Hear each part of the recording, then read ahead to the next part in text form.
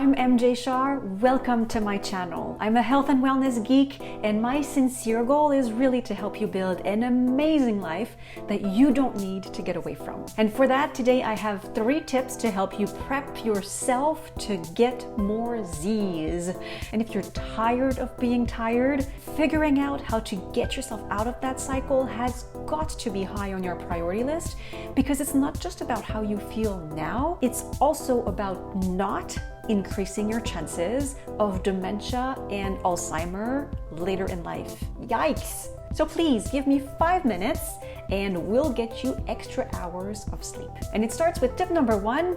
Prep your kids. Yes, prep your kids. You're preparing them not for them to sleep well, but for you to sleep well. And here's how it works. Just like a mother bird will have to kind of kick the baby out of the nest a little bit to see if they can fly by themselves, we also have to teach our kids a little bit more independence. We tend to feel like it's our duty to be there for every single little night awakening, and we tell our kids, if anything at all happens, please come and find me. Well, I think that that's a mistake, because instead of teaching our kids to be independent, instead of teaching them to trust their own ability to fall back asleep, we're teaching them that they need us. And in doing so, we're causing awakenings for ourselves. And then we end up lying in bed for hours wondering, how am I gonna deal with tomorrow with such sleep deprivation? So it's a disservice to both our kids and ourselves. Instead,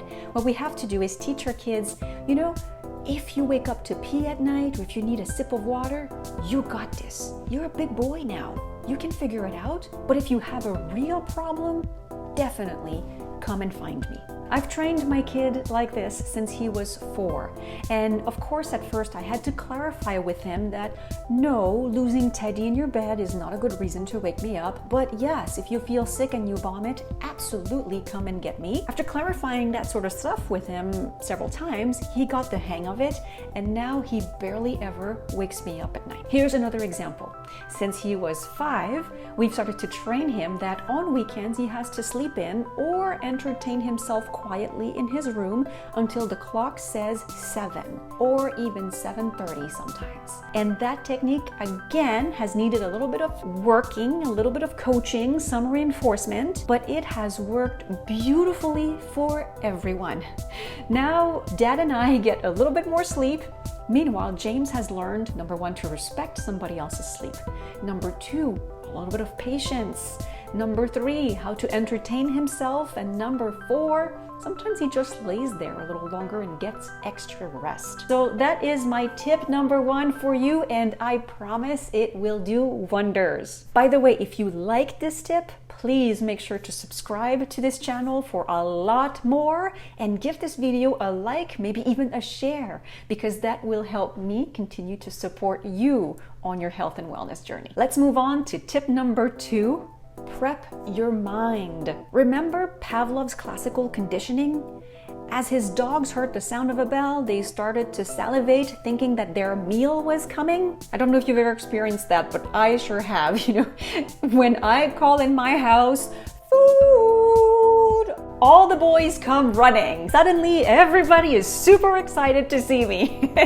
I'm sure you know what I mean. I'm sure you've experienced it too. In the same way, you can get your brain extra happy to see your pillow, and here's how. First, pick a good sleep music or a white noise that you like. Something that is calming, something that is slower paced and consistent. We don't want too many variations. So once you've chosen that sound or that music, I personally like a sleep app called Sleep Pillow, and I like their spa sound. So now you gotta start to sleep to that sound. Train yourself to sleep to it, and when you will gain that efficiency is when you start to play it before you go to bed. So as your brain hears the sound and knows, oh, we're headed to bed, we're about to sleep, it will start to produce those brain waves and that activity that will shorten your tossing and turning time. Tip number 3, prepare your body. Now, I'm sure that you know that we can get very tight in our neck and shoulders when we are stressed.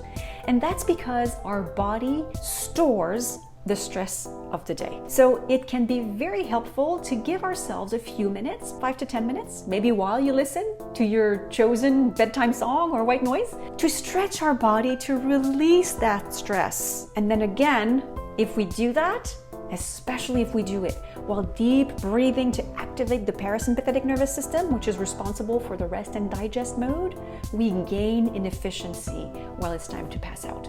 I clearly notice for myself that when I do my short yoga stretch routine before bed, my falling asleep time is effectively reduced. And I always include supine twists and forward folds. Why? Because I learned from my yoga guru, Suzanne Ballantyne, that those moves are particularly helpful at helping us to turn in and away from everything that happens during the day or everything that might be going on tomorrow. I also make sure to include one good happy baby pose, because the happy baby pose is particularly effective at reducing stress, and it is also something that will start to decrease our heart rate, and we need a lower heart rate to sleep, so that's very good preparation. Working with the body in order to get what we want our mind to do. That's what I'm all about, and I hope that you find it helpful. By the way, all of today's sleep tips have been approved by Hilary Samuel, a sleep expert with a training in functional medicine. Hilary has an 8-week group or private coaching program to help people improve their efficiency in falling asleep and improve the quality of their sleep. So if you feel like that's a good fit for you, check out her link in the description below. Now, folks, if you have a really hard time with your sleep habits, then maybe sleep isn't where you should focus your energy right now. Find out why and what you should do instead in this video. My friends, I thank you so much for taking the time to visit, and I hope you will visit again soon. But in the meantime, take good care.